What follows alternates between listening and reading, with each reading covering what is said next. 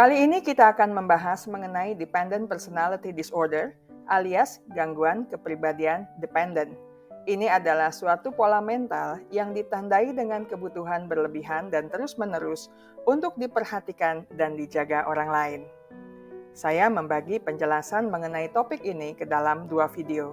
Di video pertama minggu ini, saya akan membahas mengenai batasan, penyebab, prevalensi, dan dampak gangguan kepribadian dependent. Sedangkan di video kedua di minggu mendatang, saya akan membahas mengenai penanggulangan gangguan ini. Kita mulai sekarang. Individu yang mengalami gangguan kepribadian dependent cenderung mengalami ketergantungan emosional dan kesulitan untuk mandiri dalam berbagai area kehidupan, termasuk untuk membuat keputusan, mengambil inisiatif, atau bertindak tanpa persetujuan, arahan, atau saran dari orang lain. Ia merasa rendah diri, tidak mampu, dan tidak kompeten, serta membutuhkan validasi eksternal untuk merasa berharga. Ia sulit untuk mengungkapkan ketidaksetujuan terhadap orang lain karena takut ditinggalkan atau dikritik. Ia memiliki keinginan yang kuat untuk dijaga dan dilindungi oleh orang lain, serta mengalami rasa takut yang intens dan persisten untuk ditinggalkan sendirian. Ia pun berusaha keras untuk menghindari perpisahan. Sangat mungkin ia melakukan perilaku subordinat dengan mengakomodasi kebutuhan orang lain, bahkan mengorbankan kebutuhan sendiri untuk mendapatkan persetujuan dan dukungan. Ada beberapa kemungkinan penyebab dari gangguan kepribadian dependent. Pertama, riwayat keluarga dengan gangguan kepribadian dependent menunjukkan adanya kemungkinan gangguan genetik yang berperan dalam perkembangannya. Penelitian menunjukkan bahwa anak-anak dengan orang tua yang memiliki gangguan kepribadian ini memiliki risiko lebih tinggi untuk mengembangkannya sendiri. Kemungkinan terdapat gen yang terkait dengan gangguan kepribadian dependent, namun penelitian lebih lanjut masih diperlukan untuk mengidentifikasi gen tersebut. Faktor kedua yaitu pengalaman masa kecil. Pola asuh yang otoriter, overprotective, atau tidak konsisten dapat berkontribusi pada perkembangan gangguan kepribadian dependent. Orang tua yang otoriter mungkin tidak memberikan anak-anak mereka kesempatan untuk mengembangkan kemandirian dan kepercayaan diri. Orang tua yang overprotective mungkin membuat anak-anak mereka merasa tidak mampu dan tidak kompeten untuk mengurus diri sendiri. Sedangkan orang tua yang tidak konsisten mungkin membuat anak-anak mereka merasa tidak aman dan tidak yakin tentang apa yang diharapkan. Selanjutnya, trauma masa kecil juga bisa menjadi salah satu penyebab lainnya. Pengalaman pelecehan, pengabaian, atau kehilangan orang tua dapat meningkatkan risiko pengembangan gangguan kepribadian dependent. Pengalaman traumatis ini dapat merusak rasa percaya diri dan self-esteem anak-anak. Anak-anak yang mengalami trauma mungkin merasa bahwa mereka tidak dapat mengandalkan diri sendiri dan membutuhkan orang lain untuk mengakomodasi kebutuhan mereka. Prevalensi gangguan kepribadian dependent di dunia diperkirakan berkisar antara 0,5% hingga 5,6% dari populasi umum.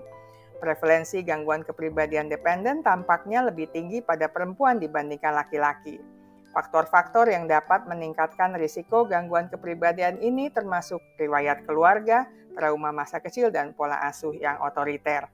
Sementara itu, data prevalensi gangguan kepribadian dependent di Indonesia masih terbatas. Beberapa penelitian menunjukkan bahwa prevalensi gangguan ini mungkin berkisar antara 0,4% hingga 2,3% dari populasi umum. Faktor-faktor yang dapat meningkatkan risiko gangguan kepribadian dependent di Indonesia mungkin serupa dengan yang ditemukan di negara lain. Ada beberapa dampak dari kondisi gangguan kepribadian dependent terhadap individu yang mengalaminya. Pertama, mereka berpotensi mengalami kesulitan untuk menjalin dan mempertahankan hubungan yang sehat. Ketergantungan berlebihan dan rasa takut ditinggalkan dapat membuat mereka sulit untuk percaya dan mengandalkan orang lain. Mereka mudah merasa cemas dan panik ketika ditinggalkan sendirian oleh pasangan. Mereka juga mudah merasa cemburu dan posesif dalam hubungan mereka. Mereka pun berpotensi terkendala di dalam pekerjaan karena kurangnya kepercayaan diri dan kesulitan mengambil keputusan.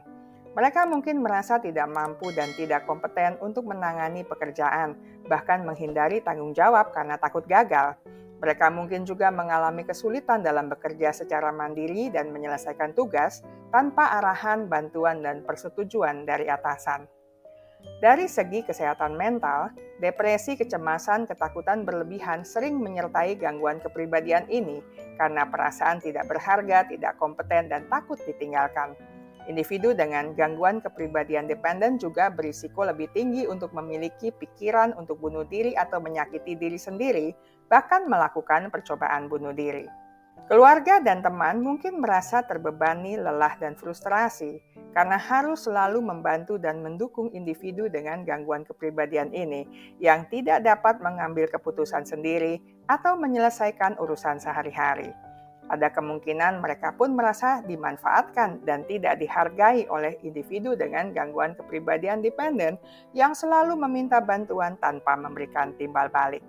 Pasangan dari individu dengan gangguan kepribadian dependen sangat mungkin merasa paling terbebani oleh tanggung jawab untuk selalu menjaga, menemani, dan melindungi individu dengan gangguan kepribadian ini.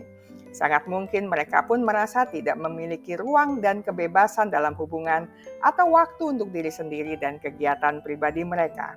Di samping itu, mereka juga mungkin merasa tidak dihargai dan tidak dicintai oleh individu dengan gangguan kepribadian dependen yang terlalu bergantung pada pasangannya. Sampai di sini dulu, kita akan melanjutkan pembahasan mengenai dependent personality disorder ini di minggu mendatang.